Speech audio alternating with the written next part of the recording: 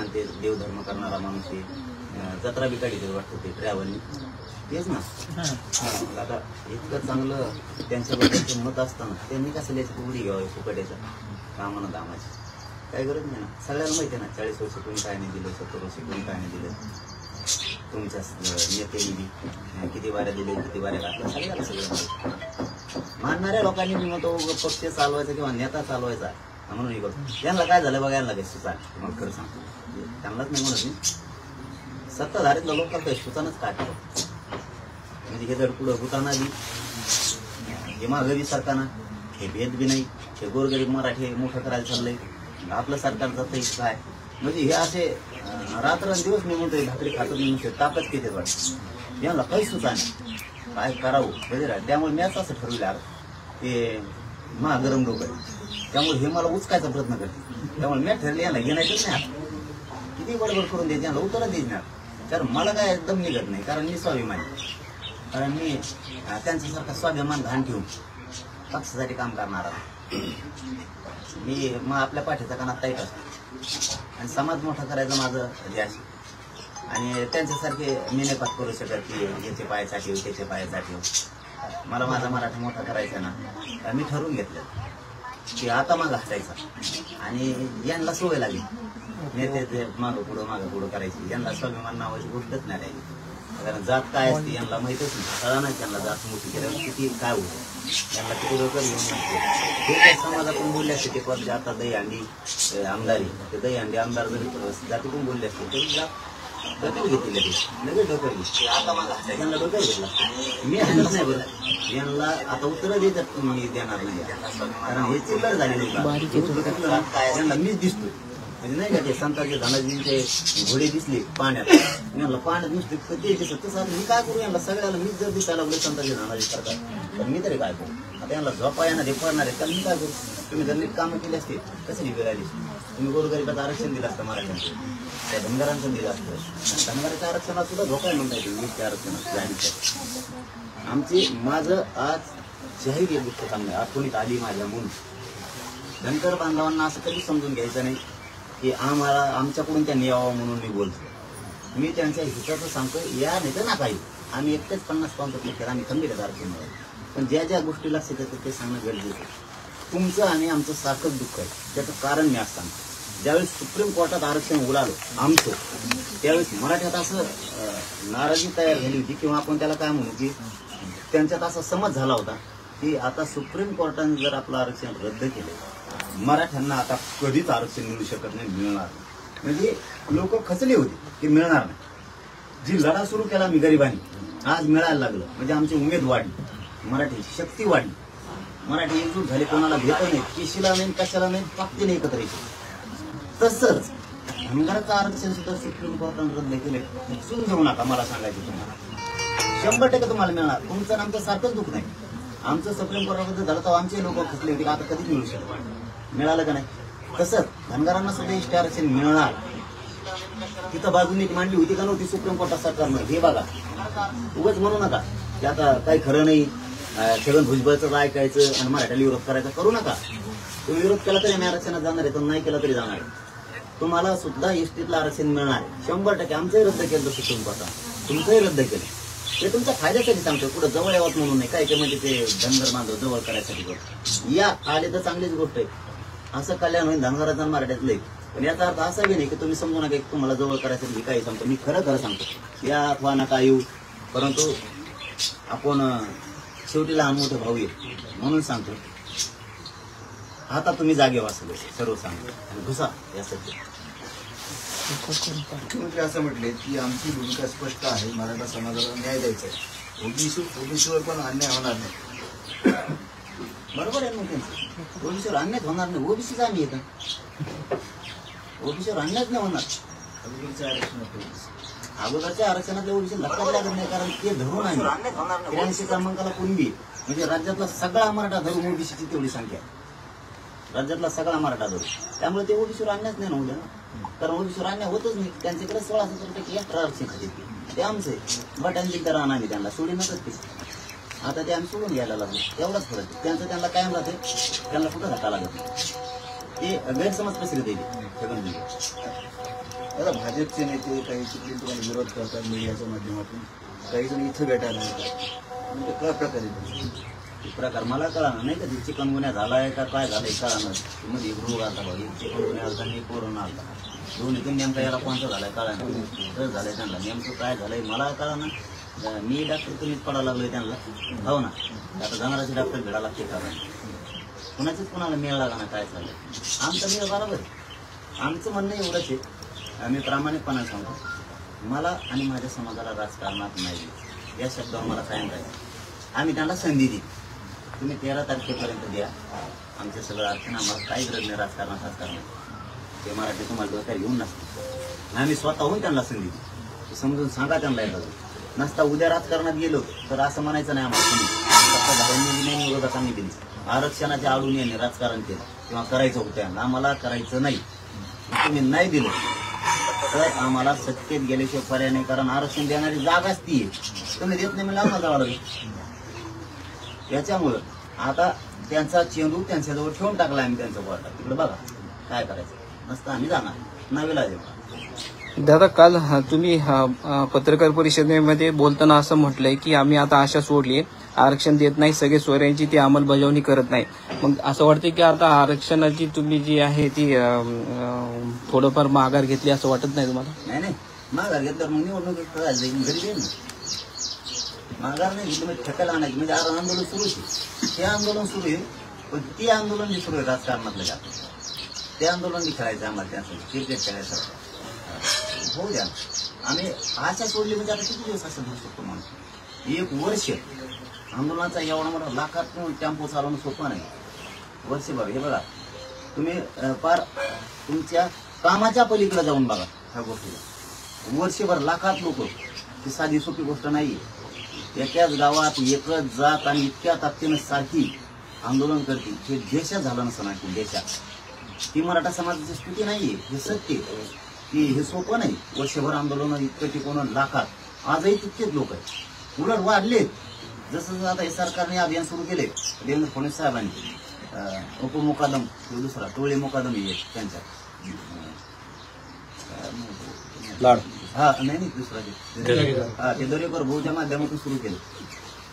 ते भरायचं काम चालू आहे आता सध्या, गोष्ट तोडायचं ते आंदोलन सुरू केलं त्यांनी आमच्या. मग जास्तच मराठी एकदा आणि आता त्यांच्यातलेच झाले. भाजपामधला सामान्य मराठ्यांना वाटतं ज्या पक्षाला आम्ही मतदान केलं त्या पक्षाचे लोक आमच्या पोराला आरक्षण द्यायचं सोडून विरोध करायला लागले. जी जरांगे पाटील आमच्या पोरांसाठी लेकरांसाठी लढतो त्याच्यासाठी एवढी मोठी फौज उभा केली देवेंद्र फडणवीसांनी.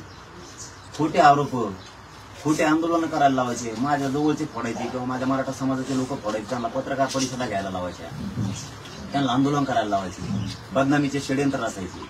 हे फडणवीस साहेब दरेकरांच्या माध्यमातून करायला लागले. म्हणजे बघा मग हे सामान्य मराठ्याच्या लक्षात येतं ना भाजपमधल्या सुद्धा.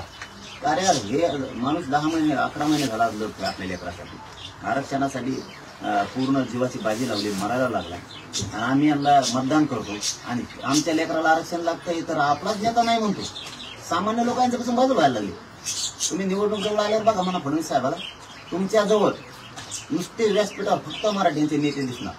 तुम्हाला फक्त वाटणार एवढं टप्पू आहे त्याचं लई वर्चस्व, एक माणूस ऐकणार नाही गावात लगेच मतदारसंघात त्या नेते. म्हणजे परिस्थिती इथून मागे जशी झाली होती, नुसते व्यासपीठावर नेते, सामान्य लोक जातात नव्हते. तीच भूमिका पुन्हा मराठी घेणार आहे. यांच्या व्यासपीठावर जायचं नाही मराठींनी, यांच्या सभेला जायचं नाही, यांच्या कोणत्याच कार्यक्रमाला प्रचारात सुद्धा जायचा, यांच्या दारात सुद्धा वारायचं. तुम्हाला दिसलं आता पुढं तुम्ही आणखीन बघा, आणखी सुरुवात नाही झाली. ज्यावेळेस ती रणधुमाळी सुरू होईल ना त्या मैदानात यांच्यासोबत मराठा नसणार, नेते असणार आहेत, व्यासपीठ फुल भरले. दादा, एक प्रश्न पडतोय सगळ्यांनाच की जरांगे पाटील जर निवडणुकीमध्ये उतरले तर नेमकं कुठल्या पक्षाच्या नावानं का उतरतील किंवा अपक्ष उमेदवार उभा करतील की कशा पद्धतीची रणनीती आहे ती ठरली? बरं आपला अपक्ष एक अपक्ष राम नाही 1760 सिंहांत आपला धिंगाणा बरा, आपण आपलं समजून सांगत पक्ष नको काय पक्ष हे काहीच खरं नाही. बाकीचे आघाड्यां फगाड्यां पेशन काय खऱ्या गोष्टी नाही. दुकान आहे ते दुकान आहे. राजकीय बस्तान बसवण्याचं दुकान आहे. आम्हाला राजकीय बस्तान नाही बसवलं. गोरगरिबाला न्याय द्यायचा त्यासाठी काम करणारा माणूस. आणि यावेळेस मला त्यांनी ठरवलं का तुम्ही पंचायत द्या, तुम्ही दगड दिला तरी आम्ही त्याला मतदान करू, तुम्ही फक्त नाव सांगा देऊ म्हणून. आणि मीही समाजाला सांगितलं जे उमेदवार दिलाय समजा आता त्याचं तुमचं पदक दिलं नसलं तर मतदान करायचं. ते तुमचं काम नाही केलं माझ्याकडे मी जातो त्याला खास करण्यासाठी. पण यावेळेस शान मराठ्यांची राहिली पाहिजे. इतकं ताकदीनं 100% मराठ्यांना मतदान करायचं. तरच तुमचे पोर वाचणार आहे, तुमचे जात वाचणार आहे. पोरं मोठे करा, पक्ष आणि पक्षाचा नेता मोठा होणार. आणि तुम्हाला जर हे अनुभव घ्यायचा असला तर आत्ताच घ्या. ज्या माणसाने ज्या पक्षाच्या नेत्याला मतदान केले त्या आमदाराला आपल्याकडे आलं की प्रश्न विचारायचा आरक्षण आत्ता तर तो काय उत्तर देतो मराठ्यांना बघा तुम्हाला. तो म्हणणार निवडणूक झाले का आम्ही जिंकणार 100% देतो. मग 75 वर्षापासून हेच म्हणते. त्याचा अर्थ मराठीने असं घ्यायचं हे आपलं नाहीच, याला मतदानच नाही करायचं. तुम्ही फक्त अनुभव घेऊन बघा. मराठ्यांना ओबीसीतून आरक्षण द्या ही सगळ्या ज्या ज्या पक्षाला मराठ्यांनी मतदान केलं त्याला हे सगळ्यांनी विचार तो हेच उत्तर द्या. आणि त्याने जर हे उत्तर दिलं तर तो आपला नाही समजायचा. मग तो कोणत्या पक्षाचा असू द्या. गावात आला की त्याला विचारायचं आरक्षण आता देतो. तो नाहीच म्हणणार निवडणूक झाल्यावर. मग तो आपला कसा नाहीच. किंवा मराठ्यांनी दुसरा प्रश्न विचारा की सगळ्या सोयरीची अंमलबजावणी तुम्ही 11 महिन्यात का नाही केली, यशस्वी मागं का नाही घ्यायचं, यासाठी नेमली कशासाठी नेमली, लाखो मराठ्यांच्या पोरावर खोटे गुन्हे का दाखल केले. हैदराबादचे गॅजेट आमचा हक्काचं असून मराठवाड्यात सगळा मराठा कुणबी आरक्षण आहे, ओबीसी आरक्षण का दिलं नाही. सातारा संस्थांचं गॅजेट, बॉम्बे गव्हर्नमेंटचं गॅजेट का लावलं नाही, तुम्ही का दिलं नाही. आम्ही तुम्हाला मराठ्यांनी सरळ प्रश्न विचारा आपल्या आपल्या आता आमदाराला आल्या. आम्ही मतदान तुम्हालाच करतो. फक्त हे लागू का केलं नाही तुम्ही आज करता का. मतदान करतो आम्ही तुम्हाला. मी सरळ सांगतो आजच मराठ्यांना मी सांगेन त्याला मतदान करू नका. मग तो जर आपल्या ह्या सगळ्या मागण्या ओबीसी आरक्षणातल्या मान्य करत असला पण तो तुमचा ऐकतो एकदा विचार. मराठ्यांनी त्याला विचारणं जबाबदारी की आम्ही तुला भाजपला, शिवसेनेला, राष्ट्रवादीला, काँग्रेसला मतदान केलंय. आता माझ्या लेकराचं हित याच्यात हे आरक्षण माझं पोरग ह्या आरक्षणामुळे मोठं होणार आहे ते तो आरक्षण देतो का. तो जर मला आणखी वेळ वाढून द्या निवडणूक झाल्यावर देतो तर तुम्ही आजच समजा हे तुमच्या पोराचं वाटोळ करायला निघाले त्याला तिथंच सांगा आजपासून माझ्या दारात येऊन. हे मराठ्यांनी सांगणं गरजेचं आहे. आणि हे ज्या दिवशी सांगते आम्ही नाही मागू शकत ओबीसीचं मतदान फुटतंय अशा नेत्याला तर दारा सुद्धा उभा करू. म्हणून आम्ही मराठ्याला आरक्षण देत नाही की ओबीसी आपल्या गरीबाचे का पोर असं ना तेच निवडून द्या तेच तुम्हाला पुढं साथ देतील. उद्याच्या त्याला मतदान करायसाठी तुमच्यावर दहशत निर्माण करतील, भांडणं करतील, तुम्हाला दादागिरी करतील, तुमच्या केसेस करतील. सगळं अन्याय निवडणूक पुस्तक सहन करा. मराठ्यांना माझं जाहीर सांगणं आहे सगळा अन्याय सहन करा. जेवढा अन्याय होईल तुमच्यावर तेवढा सहन करा. पण गोरगरिबांचे जे उमेदवार दिलेत ते पुरे निवडून द्या. अन्यायच बंद. कारण पहिला आमदार तुमच्यावर अन्याय करत होता त्याला मतदान करावं. आता तुम्ही तुमच्यावर अन्याय होऊन तुम्ही मार खाल्ला तरीही मतदान आपल्या गरीबाच्याच पोराला करा. उद्या त्याला ते आमदार झालं की ते तुम्हाला साथ देणार आहे. पहिला तुम्हाला त्रास देणार गेला म्हणा जाणाराच मागे. इतकी ताकद वापरा. एक ना पाहुणे रावळे गाव सगळं आपले लोक जागे करा मराठ्यांचे. आणि एवढ्याच वेळ मराठ्यांचे शान राहा. एवढ्याच वेळ नसता आणखी एक प्रश्न विचारा त्या नेत्याला. 75 वर्ष आम्ही तुम्हाला निवडून दिलो. 5 वर्ष त्याला दिलं, 5 वर्ष याला दिलं. आता एवढे वेळेस आम्ही गरीबाचं पोरग उभा केले. एवढे वेळेस तुम्ही नेते मागे उभा राहते. 5 वर्ष उभा राहा. पुढच्या 5 वर्षाला आणखी तुम्हालाच निवडून देऊ ना. एवढे 5 वर्ष आम्ही दिलेल्या उमेदवाराच्या मागे उभा. तो काय म्हणतो फक्त मराठीने बघा. त्याने जर उत्तर हा दिलं तर तो तुमचा. तो जर म्हणला नाही आम्ही त्याच्या मागे उभा राहू शकत तो तुमचं नाहीच. ती अवलादच आपली नाही. जे आपल्या पोरांसाठी रात्रंदिवस काम करत तो आपला. इथून पुढं मराठ्यांनी हुशार व्हा. माझं शेवटचं मराठ्यांना सांगणं तुमचे स्वतःचे पोरं अधिकारी बनवा. ते पैसेवाले बनवा. त्यांना व्यावसायिक बनवा. त्याला नोकरदार बनवा. तुमच्या पोराला तुम्ही एकदा तुमचं पोराच्या हातात ताकद आली ते नोकरीला लागलं ते पैशावाला झालं तुम्हाला कोणाची गरज नाही. किती दिवस तुम्ही आमदाराला त्याच्या पोरालाच मंत्री करणार आमदार करणार आणि पैशावाला बनवणार आहे. त्याला किती दिवस मोठं करणार आहे. तुमचे पोरं किती दिवस मराठी भिकारी ठेवणार आहे. एवढे 5 वर्ष तुमच्या जातीसाठी स्वतःच्या पोरासाठी मराठीने द्या. बघा तुमच्या पोरं किती शक्तिशाली बनते. दादा 20 सप्टेंबर पासून आचारसंहिता लागण्याची शक्यता आहे. त्यानुसार सगळ्या पक्षानं जे आहे ते मोर्चे बांधणीला सुरुवात केलेली आहे. तुम्ही कशा पद्धतीची मोर्चे बांधणी सुरू केली आता? अर्ज वगैरे मागवणार आहे. हा ते एक कन्फ्युजन आहे 2-4 दिवसापासून 5-6 दिवसापासून 7 ते 13 पर्यंत मी 150 चर्चेला बोलावलं. ते 14 ते 20 आहे. 14 ऑगस्ट ते 20 ऑगस्ट मी तर सांगितलेलेच नाही 7 ते 13 कोणीतरी कन्फ्युजन केलं त्यामुळे ते क्लिअर केलं नाही की 14 ऑक्टोबर ते 20 ऑक्टोबरपर्यंत ते डाट्यासह यायचं.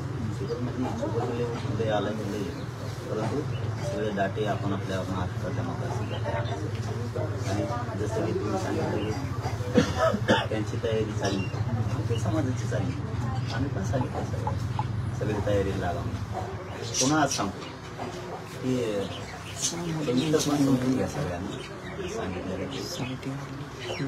जे कोणी आपले उमेदवार राहणार आहे त्यांनी सगळ्यांनी कागदपत्र काढून ठेवायचं.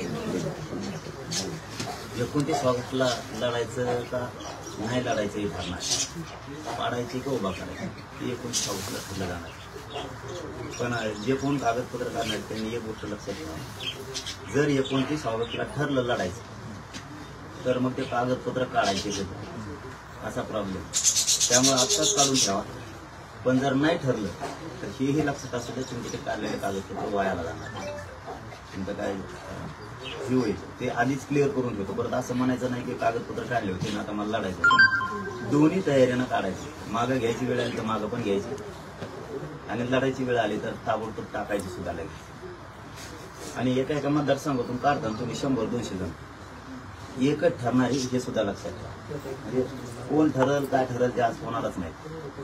ते पण तयारी नाही. जे कोण आजपासून तयारी करणार आहे सगळे डॉक्युमेंट काढून ठेवायचे, उमेदवारी अर्ज भरायचे. त्यांनी हे लक्षात ठेवा की तुम्ही जरी कागदपत्र काढले तरी अशा कागदपत्र काढताना असं ठेवा की कोणाचंही नाव येऊ शकतं. मग तिथं म्हणायचं नाही मी कागदपत्र काढले होते ना आता मग मी उभा राहणार आहे असं नाही. एकदा जरी एक ठरला तर आपले कागदपत्र वायाला गेले तरी चालते. एका बाजूनं सगळ्यांनी उभा राहायचं. फक्त अचानक जर नाव ठरलं तर त्यांच्यावर कागदपत्राची अडीअडचणी असं व्हायला नको म्हणून काढून ठेवा. काय फरक पडला काढून ठेवले म्हणून.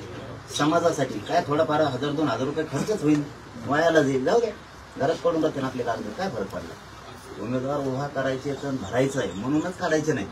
सावध येतो आम्ही मराठी करायचं ठरलं तरी आम्ही सावध येत लगेच फॉर्म भरायला किंवा कागदपत्र पण आहेत आमच्याकडे सगळे रेडी असं म्हणून सगळ्यांनी सज्ज राहायचं.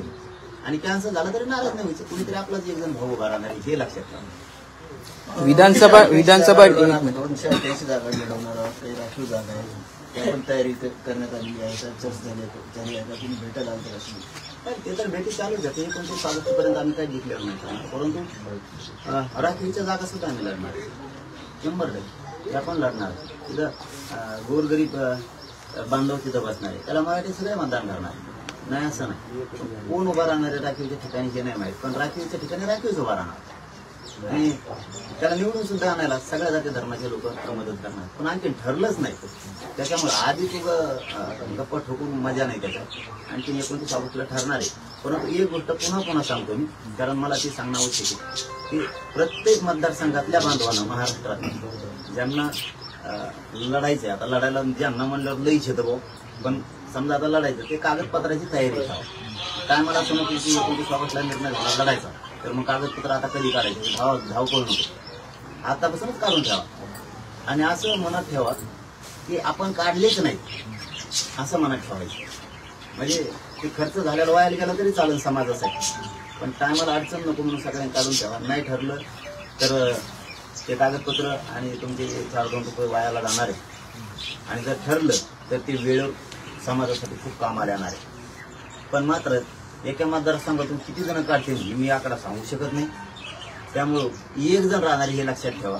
कुणीच म्हणायचं नाही तुम्ही म्हणले होते कागदपत्र काढा मग आम्ही काढले आता नंबर नाही. कोणाचं तरी एकच जणाचा लागणार आहे. आणि जरी किती जणांनी काढले तरी त्या सगळ्यांना मिळून ते ठरलेले एक जणाच्याच पाठीशी उभा राहायचं हे सुद्धा लक्षात असेल. कसा उमेदवार निवडला जाईल? निवडल्याला आता कागदपत्र अनेक जण काढणार तर उमेदवार कसा निवडला जाईल? मग आता सांगून येतो कसं निवडलं. दादा विधानसभा निवडणूक जिंकण्याचा निर्धार जो आहे तो केला असून मी मराठवाड्यात जाणार, बघू जरांगे काय करतो ते. देवेंद्र एकटा नाहीये तर आम्ही सर्व आहोत असं खासदार नारायण राणे म्हणाले.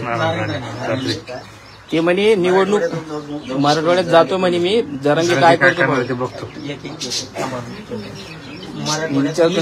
काय का आता मराठवाड्यात मी जाऊन बघतो, जरंगे काय करतो ते बघतो. जरंगींचा मराठवाड्यात जाऊन समाचार घेणा असा प्रकारचा इशारा जो आहे तो नारायण राणे यांनी दिलेला आहे. आणि मी त्यांना काय नका म्हणू. माझं काही स्टेटमेंट आहे का? समजा त्यांना आदरानं दादा म्हणतो, मी म्हणलं का दादानी मराठवाड्यात यायचं नाही? ते मला बघून घेणार म्हणजे ही कोणती म्हणते? मी म्हणलो का त्यांना तुम्ही मराठवाड्यात यायचं नाही, तुम्हाला बघून घेतो. तुम्ही काय बघणार मग? हे बघा, मी तुमचा आदर करतो प्रत्येक वेळेस, ते मीडियाच्या बांधवातून सांगितलं नाही. आणि मी पुन्हा एकदा सांगतो की मी म्हणलोच नाही की तुम्ही मराठवाड्यात या मग तुम्हाला दाखवेल. असं धमकी मी जर म्हणलो ना मराठवाड्यात येऊ नका तर कोकणात सुद्धा येऊन द्यायचे नाही तुम्हाला. कोकणात मी म्हणतच नाही, मी तसले जाबरे धंदे करतच नाही. मी म्हणलोच नाही तुम्ही मराठवाड्यात येऊ नका. आता बळच धमकी देता का? मी मराठवाड्यात जातो बघतो तेव्हा काय करतो. मी बघायला लागलो तर लय फजिती होईल सगळ्यांची, लय फजिती होईल कोकणात सुद्धा. पण मी तसलं असलं इतके चिकुरे काही करतच नाही, कारण आम्ही त्यांना मानतो. दादा म्हणतो मी त्यांना, कारण त्यांना मानतो. त्याच्या पाठीमागे काहीतरी असेल ना, मानतो म्हणल्यानंतर. आणि मी वेळोवेळी सांगितलेले निलेश साहेबांनी त्यांना समजून सांगावं, मी त्यांच्यावर कधीच बोलत नाही. आजही सांगतो कोणा त्यांनी त्यांना समजून सांगावं, मी त्यांच्यावर बोललेलो नाही, बोलत नाही. मग मी बोलायला लागलो तर मग मी आखडणार नाही. मी क्लिअर सांगतो, त्यातल्या फुकट धमक्याने द्यायचं, फुकट धमक्यानं मला धमक्याने शिकायचे अजिबात. मी कोणालाच देत नसतो. प्रकाश आंबेडकरांचा तुम्ही नेहमीच आदर करता, परंतु त्यांनी खळबळजनक विधान केलंय की कुणबी मराठा यांच्यापासून सावध राहा. विधिमंडळ सभागृहात 190 कुणबी मराठा आमदार असून केवळ 11 ओबीसी आमदार आहेत, त्यामुळे ओबीसी आरक्षणाला 100% धोका आहे. प्रकाश आंबेडकर काय हरकत नाही. मी ओबीसीतून आरक्षण घेणार, माझा मराठा समाज आहे. ते काय म्हणतात काय नाही, त्यांचं उत्तर काय मी कधी दिलं नाही, देणार बी नाही. त्यांनाही आम्ही प्रत्येक वेळेस त्यांचा आदर करतो. समाजाने केला, समाजही त्यांचा आदर करतो. मराठा समाज सर्वसामान्याच्या मराठीच्या मनातही ती गोष्टी होती. परंतु आता ते नवीन काय काढायला लागले काहीच कळलं नाही आम्हाला. परंतु मी मात्र सगळ्या जाती धर्माच्या गोरगरिबांची सत्ता आणावी असं मला वाटतं. आणि मी पाटण्या तुटून घेतो, पण गोरगरिबाचं कल्याण होईल असंच मी पाऊल उचलतो. आणि सगळ्या जाती धर्माला 100% मी गोरगरिबाला न्याय देईन याची मला आशा आहे. आणि मी सगळ्या जाती धर्माच्या गोरगरिबाच्या पाठीशी उभा हमेशा राहतो. आणि तसं जर काही घडलंच तर गोरगरिबाचं कल्याण कोणाचंच होणार नाही, कारण जर गोरगरिबाची सत्ता आली. मराठा समाजाला राग काढायचा असेल तर त्यांनी शरद पवारांवरून काढावं. त्यांनी 40 वर्ष आरक्षण दिलं नाही. उद्धव ठाकरेंच्या काळात आरक्षण केलं. मी मराठा म्हणून सांगतो, त्यांच्यापैकी एकाने आपली बाजू मांडली नाही असं भाजपचे राम कदम यांनी म्हटलंय.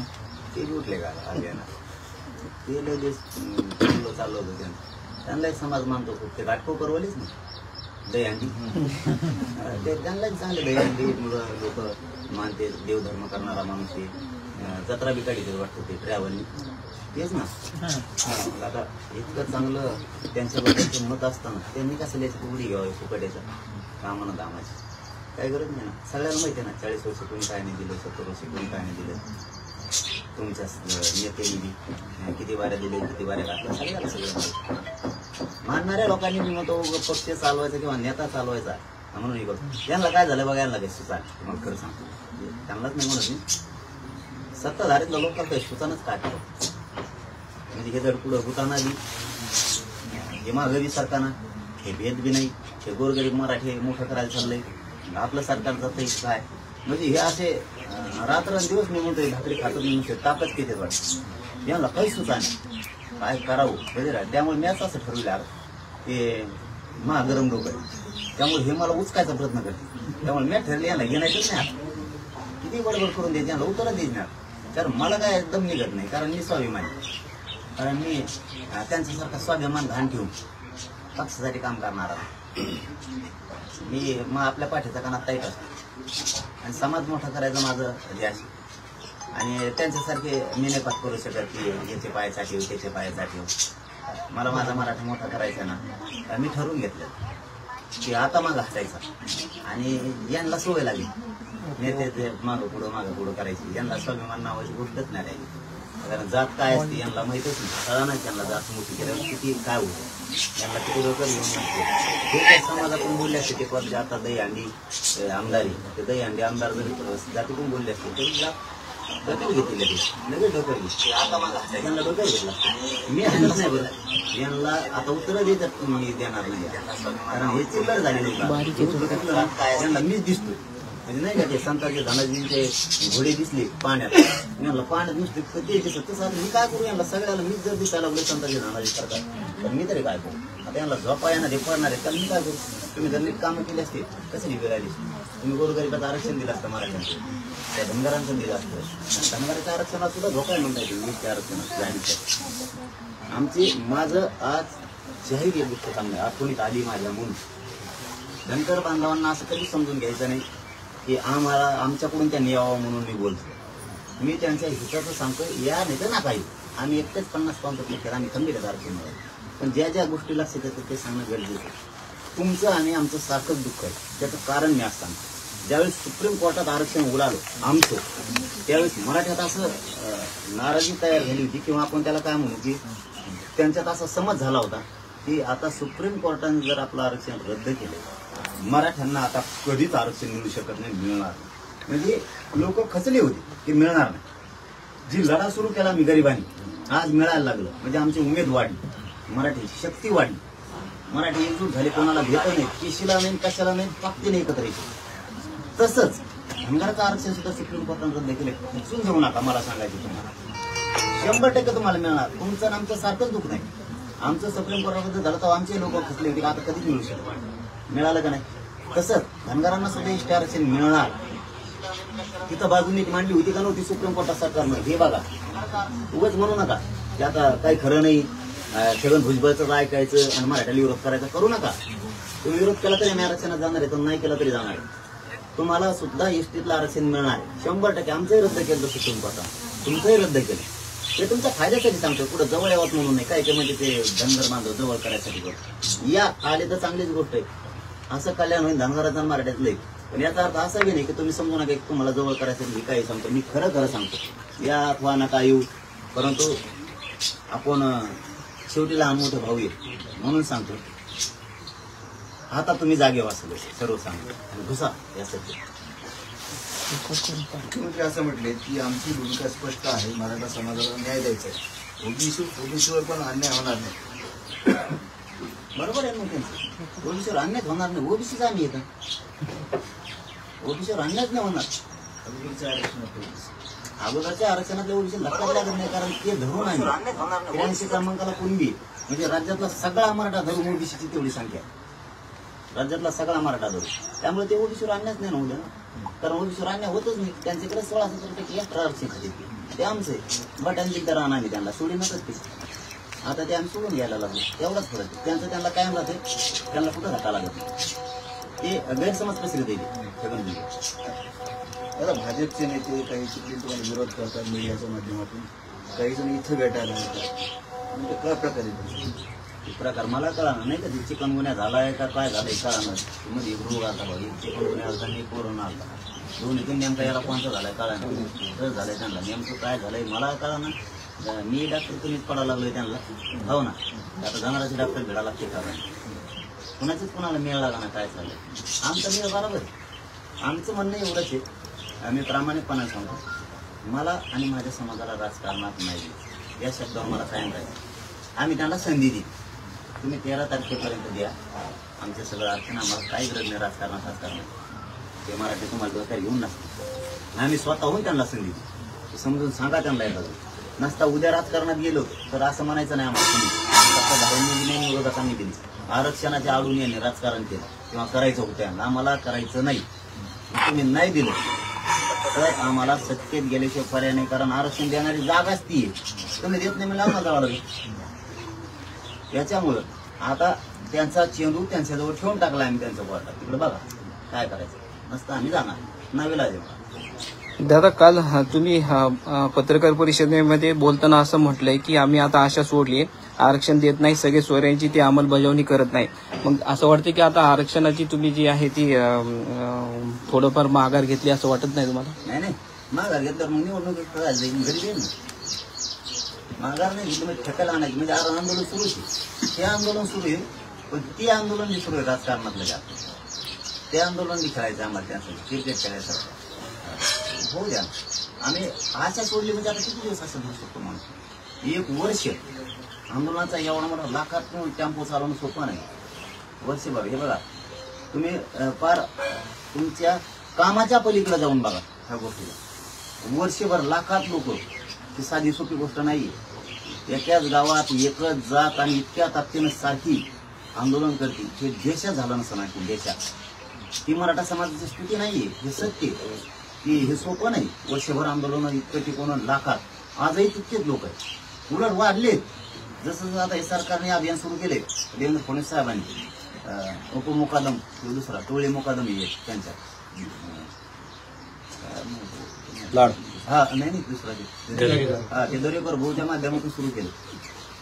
कोयते भरायचं काम चालू आहे आता सध्या गोष्ट तोडायचं ते आंदोलन सुरू केलं त्यांनी आमचे.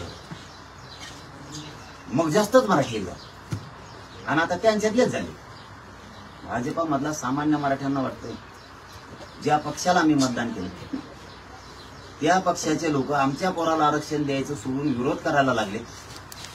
जो जरांगे पाटील आमच्या पोरांसाठी लेकरांसाठी लढतो त्याच्यासाठी एवढी मोठी फौज उभा केली देवेंद्र फडणवीसांनी. खोटे आरोप खोटे आंदोलन करायला लावायचे, माझ्या जवळचे फोडायचे किंवा माझ्या मराठा समाजाचे लोक फोडायचे, त्यांना पत्रकार परिषदा घ्यायला लावायच्या, त्यांना आंदोलन करायला लावायचे, बदनामीचे षड्यंत्र असायचे. हे फडणवीस साहेब दरेकरांच्या माध्यमातून करायला लागले. म्हणजे बघा मग हे सामान्य मराठ्याच्या लक्षात येतं ना भाजपमधल्या सुद्धा. अरे हे माणूस 10 महिने 11 महिने झाला लढतोय आपल्या लेकरासाठी आरक्षणासाठी पूर्ण जीवाची बाजी लावली मरायला लागला आणि आम्ही यांना मतदान करतो आणि आमच्या लेकराला आरक्षण लागतंय तर आपलाच नेता नाही म्हणतो. सामान्य लोकांच्यापासून बाजू व्हायला लागली. तुम्ही निवडणूक जवळ आल्यावर बघा म्हणा फडणवीस साहेबाला तुमच्या जवळ नुसते व्यासपीठावर फक्त मराठ्यांचे नेते दिसणार. तुम्हाला फक्त वाटणार एवढं टप्पू आहे त्याचं लय वर्चस्व. एक माणूस ऐकणार नाही गावात लगेच मतदारसंघात त्या नेते. म्हणजे परिस्थिती इथून मागे जशी झाली होती नुसते व्यासपीठावर नेते सामान्य लोक जातात नव्हते. तीच भूमिका पुन्हा मराठी घेणार आहे. यांच्या व्यासपीठावर जायचं नाही मराठींनी, यांच्या सभेला जायचं नाही, यांच्या कोणत्याच कार्यक्रमाला प्रचाराला सुद्धा जायचा, यांच्या दारात सुद्धा वाढायचं. तुम्हाला दिसलं आता पुढं तुम्ही आणखीन बघा आणखी सुरुवात नाही झाली. ज्यावेळेस ती रणधुमाळी सुरू होईल ना त्या मैदानात यांच्यासोबत मराठा नसणार, नेते असणार आहेत, व्यास फुल भरले.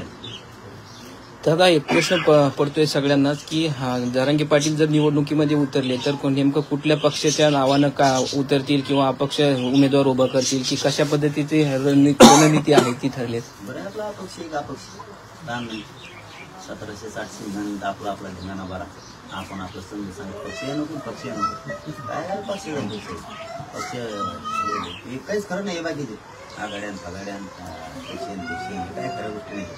दुकाने राजकीय बस्तान बसवण्याचं दुकान आहे. आम्हाला राजकीय बस्तान नाही बसवलं.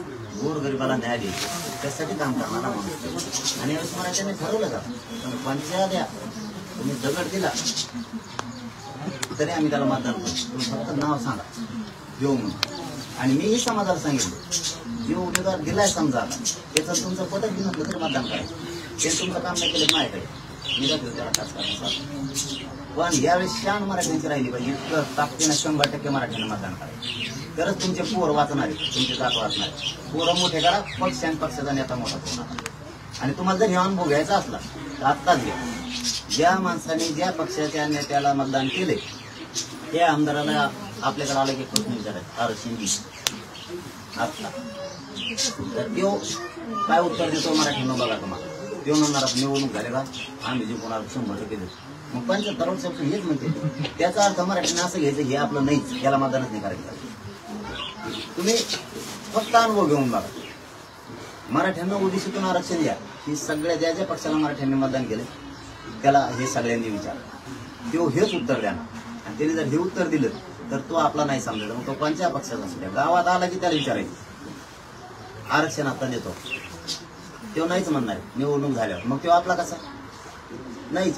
किंवा मराठ्यांनी दुसरा प्रश्न विचारा की सगळ्या सोयरीची अंमलबजावणी तुम्ही 11 महिन्यात का नाही केली, यशस्वी मागं का नाही घेतलं, यासाठी नेमली कशासाठी नेमली, लाखो मराठ्यांच्या पोरावर खोटे गुन्हे का दाखल केले. हैदराबादचे गॅजेट आमचं हक्काचं असून मराठवाड्यात सगळा मराठा कुणबी आरक्षणात ओबीसी आरक्षण का दिलं नाही. सातारा संस्थांचं गॅजेट, बॉम्बे गव्हर्नमेंटचं गॅजेट का लावलं नाही, तुम्ही का दिलं नाही. आम्ही तुम्हाला मराठ्यांनी सरळ प्रश्न विचारा आपल्या आता आमदाराला आल्या, आम्ही मतदान तुम्हालाच करतो, फक्त हे लागू का केलं नाही, तुम्ही आज करता का, मतदान करतो आम्ही तुम्हाला. मी सरळ सांगतो आजच मराठ्यांना, मी सांगेन त्याला मतदान करू नका. मग तो जर आपल्या ह्या सगळ्या मागण्या ओबीसी आरक्षणातल्या मान्य करत असला, पण तो तुमचा ऐकतो एकदा विचार. मराठ्यांनी त्याला विचारणं जबाबदारी की आम्ही तुला भाजपला, शिवसेनेला, राष्ट्रवादीला, काँग्रेसला मतदान केलंय, आता माझ्या लेकराचं हित याच्यात हे आरक्षण, माझं पोरग ह्या आरक्षणामुळे मोठं होणार आहे, हे तू आरक्षण देतो का. ते जर मला आणखी वेळ वाढून द्या, निवडणूक झाल्यावर देतो, तर तुम्ही आजच समजा हे तुमच्या पोराचे वाटोळ करायला निघाले, त्याला तिथंच सांगा आजपासून माझ्या दारात येऊ नये. हे मराठ्यांनी सांगणं गरजेचं आहे. आणि हे ज्या दिवशी सांगतील की आम्ही नाही मागू शकत, ओबीसीचं मतदान फुटतंय, अशा नेत्याला तर दारात सुद्धा उभा करू. म्हणून आम्ही मराठ्याला आरक्षण देत नाही की ओबीसी आपले गरीबाचे का पोर असं ना तेच निवडून द्या, तेच तुम्हाला पुढं साथ देतील.